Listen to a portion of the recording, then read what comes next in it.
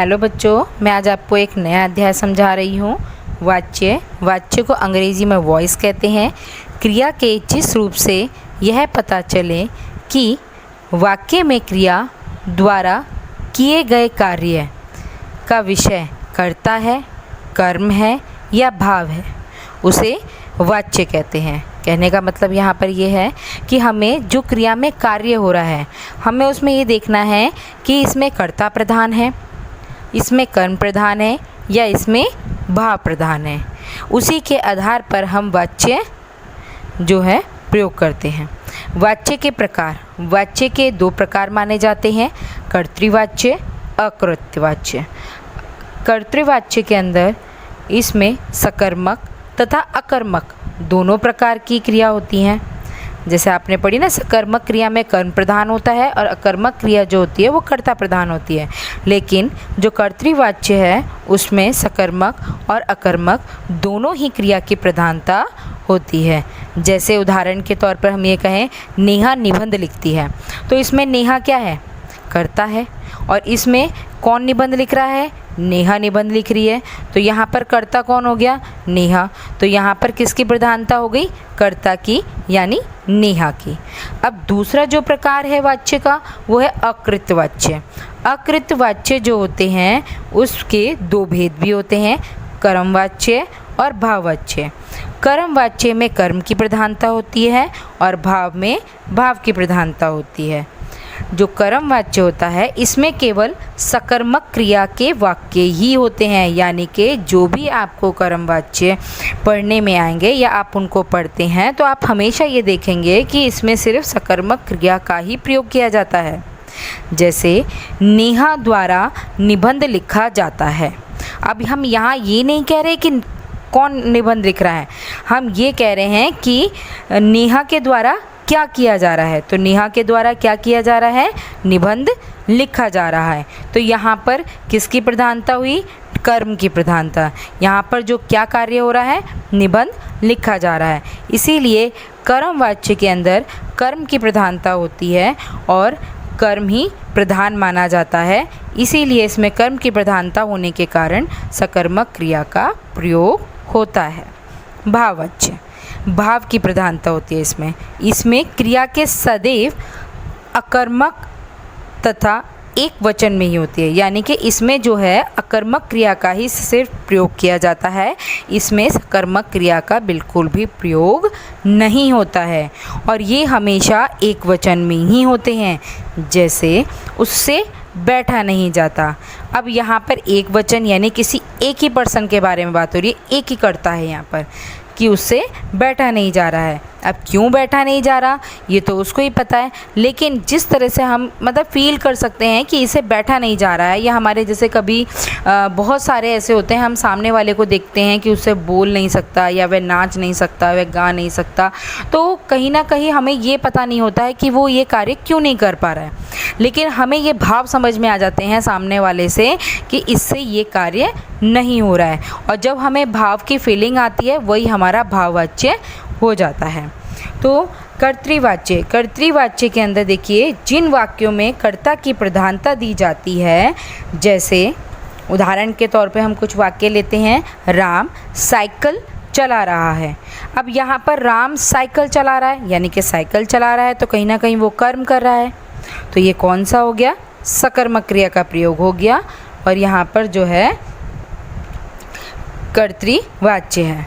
यहाँ पर अब कर्तृवाच्य, लेकिन क्योंकि हमने ये बोला पहले कि कर्तृवाच्य के अंदर सकर्मक और अकर्मक दोनों ही क्रिया का प्रयोग होता है, तो इसके अंदर हमने क्या कहा? राम साइकिल चला रहा है।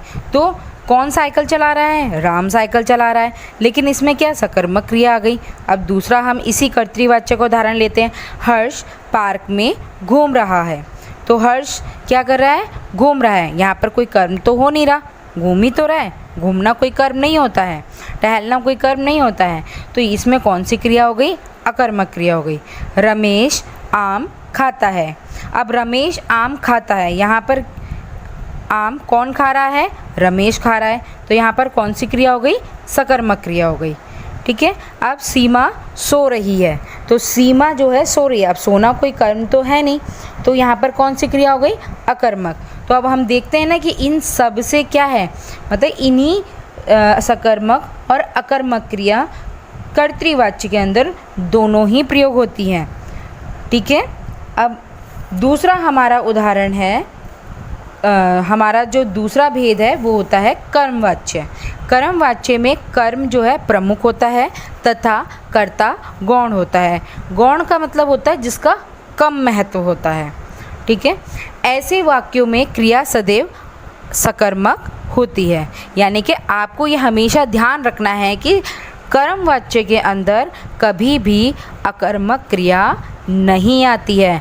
कर्मवाच्य में सदैव सकर्मक क्रिया का ही प्रयोग किया जाता है। कुछ इसके उदाहरण देखते हैं, जैसे माधव से गीत गाया जाता है, अशोक द्वारा पुस्तक पढ़ी जाती है, रमेश द्वारा पेड़ लगाया गया, राम द्वारा पत्र लिखा जाता है। तो अब हमने चारों वाक्य देखे। अब देखिए यहाँ पर क्या है, गीत माधव के द्वारा क्या किया जा रहा है? गीत गाया जा रहा है। अशोक के द्वारा क्या किया जा रहा है? पुस्तक पढ़ी जा रही है। रमेश के द्वारा क्या किया गया? पेड़ लगाया गया। और राम के द्वारा क्या किया? पत्र लिखा जाता है। तो यहाँ पर क्या है? कर्म प्रधान हो गया। तो हमेशा कर्मवाच्य के अंदर कर्म की प्रधानता होती है और इसमें सकर्मक वाक्यों का प्रयोग किया जाता है। अब है हमारा तीसरा भाववाच्य। भाववाच्य में भाव में क्रिया अकर्मक होती है तथा ऐसे वाक्यों में कर्ता तथा कर्म दोनों ही प्रधान नहीं होते। फिर से एक बार ध्यान से सुनिए। भाववाच्य में जो क्रिया है वो हमेशा कौन सी क्रिया होती है? अकर्मक क्रिया होती है तथा इन वाक्यों में कर्ता और कर्म किसी को भी प्रधानता नहीं दी जाती है। याद रखिएगा, ना तो इसमें कर्म प्रधान होता है और ना ही इसमें कर्ता प्रधान होता है। इसमें कौन प्रधान होता है? इसमें भाव को प्रधानता दी जाती है, बल्कि क्रिया का भाव ही इसमें मेन प्रधान माना जाता है।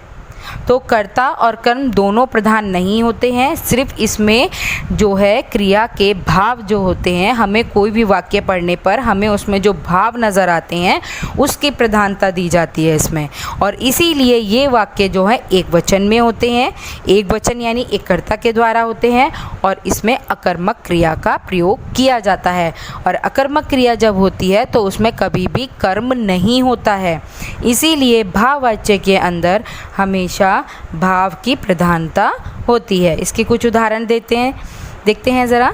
मुझसे हंसा नहीं जाता, उससे चला नहीं जाता, सीता से दौड़ा जाता है, गीता द्वारा उठा भी नहीं जाता। अब देखो इनको समझते हैं थोड़ा सा।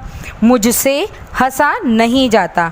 अब अगर मैं ये कहूँ कि मुझसे हंसा नहीं जा रहा, तो मतलब मुझे कुछ परेशानी है, मेरे मतलब अंदर के भाव है भाई कि वो नहीं हंस सकता, नहीं हंसना है उसको। अब क्यों नहीं हंस रहा है भाई? उसके सामने वाले के हैं, लेकिन हम वो हंस नहीं रहा है, सब हंस रहे हैं भाई। तो कहीं ना कहीं हम ये महसूस करते हैं, ये भाव है उसके कि वो नहीं हंस सकता, उससे नहीं हंसा जा रहा है, उससे चला नहीं जाता। अब दो व्यक्ति चल रहे हैं और हम ये कहें कि एक से चला जा रहा है, एक से नहीं चला। हो सकता है भाई उससे नहीं चला तो उसे कोई प्रॉब्लम हो, उसके पैर में तकलीफ़ हो, कुछ भी हो। तो ये क्या है? भाव होते हैं।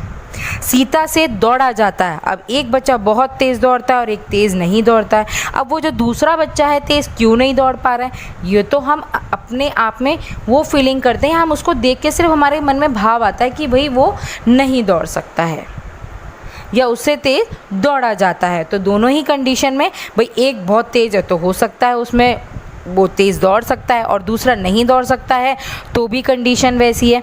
तो कहीं ना कहीं दोनों में हम ये सोचें कि उससे दौड़ा नहीं जाता या उससे दौड़ा जाता है, तो कहीं ना कहीं ये हमारे भाव ही होते हैं। हम देखकर समझ सकते हैं, सोच सकते हैं कि भाई अरे वो तो हमेशा प्रथम आता है। अब क्यों प्रथम आता है? उसमें दिमाग ज़्यादा है या वो पढ़ता ज़्यादा है, क्यों ऐसा हो रहा है ये उसको पता है। सिर्फ हमें मन में फीलिंग आती है ये बात दूसरे को देख के। कभी आप बहुत बार ये देखते हो ना, स्कूल के अंदर बहुत सारे बच्चे होते हैं, तो एक बच्चा किसी दिन बहुत उदास बैठा हुआ है और वो बिल्कुल भी किसी से बात नहीं कर रहा है, कुछ भी नहीं है, तो आप कहेंगे ना कि आज ये बिल्कुल भी हंस नहीं रहा है, तो आपको देखकर उसको फीलिंग हो रही है कि ये हंस नहीं रहा है, तो आपके भाव हैं ये। आप सोच रहे हो ऐसा कि वो उससे क्यों नहीं ऐसा हो रहा है, ठीक है। तो आपको तो नहीं पता ना कि क्यों, और कोई बहुत खुश हो तो वही आपको देख के पता लगा ना कि आज तो ये बहुत ज़्यादा खुश है, क्यों खुश है ये नहीं आपको पता। तो ये भी क्या है, भाव है। गीता द्वारा उठा भी नहीं जाता। अब यहाँ पर देखो, द्वारा उठा भी नहीं जाता, अब उसको क्या तकलीफ़ है, क्यों नहीं उठा जा रहा है, ये हम तो नहीं जानते ना। तो लेकिन उससे उठा नहीं जा रहा है। अब इसमें आप कहेंगे कि द्वारा, तो बेटा से लगा दो या द्वारा लगा दो, इससे हमें कोई मतलब नहीं है। ये नहीं सोचेंगे आप भाई कर्म वाच्य में द्वारा आ गया तो भाव में भी द्वारा आ रहा है तो भाई ये कर्म वाच्य नहीं। आपको वाक्य को पहचानना है कि इसमें कर्म वाच्य है या भाववाच्य है। अगर उसमें कर्म नहीं दिख रहा है आपको, तो यानी कि वह भाववाच्य है, आपको द्वारा पे ध्यान नहीं देना है। ठीक है, सभी को समझ में आ गया होगा। धन्यवाद।